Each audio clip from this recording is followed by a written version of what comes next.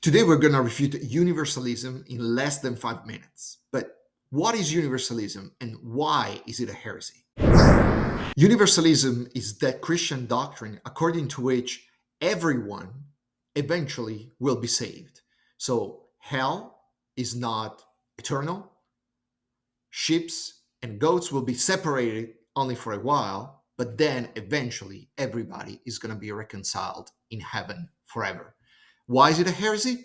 Well, because the church condemned this doctrine in the 6th century in the 5th Ecumenical Council.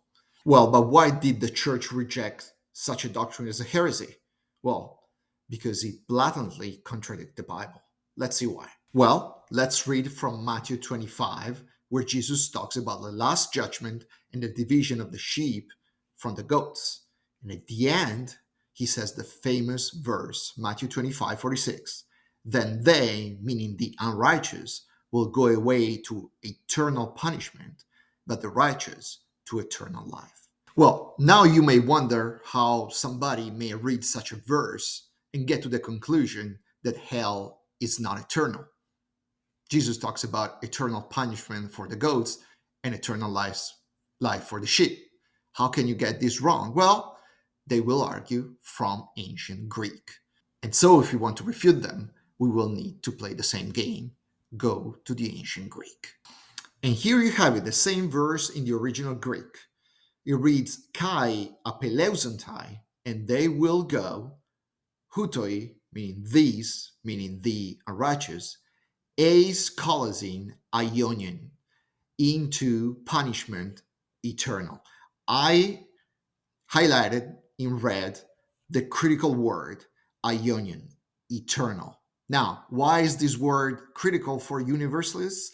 Because they will argue from this Greek word that the meaning is not eternal, but of the ages. This is the whole argument on which universalism stands.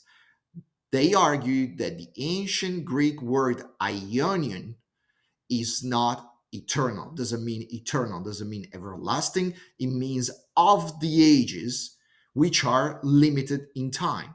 In other words, is a punishment that is going to go on for all the ages until the ages end.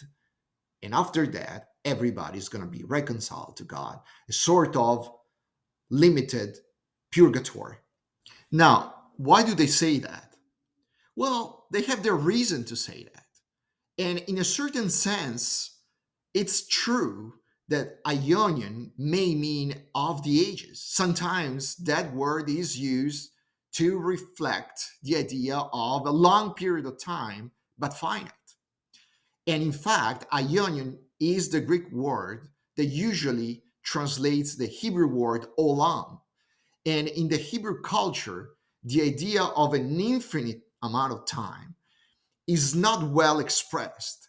The word olam generally indicates an indefinite amount of time, which usually is very long and may mean a very long amount of time but finite, or a very long amount of time that has no end.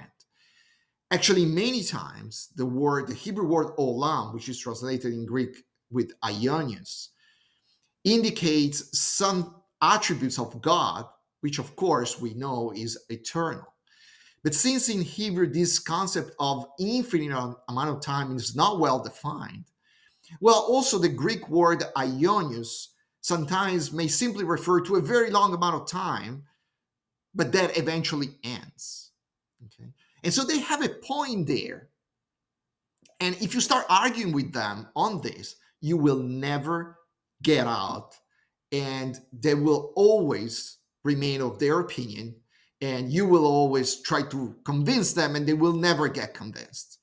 So the solution is very simple, is to say, all right, you are right. Aionios does not mean eternal. What do you mean? Well, let's go back and look at the Greek. Let's read the ending of the verse. Hoi de dikaioi estoen aionion, but the righteous to life eternal.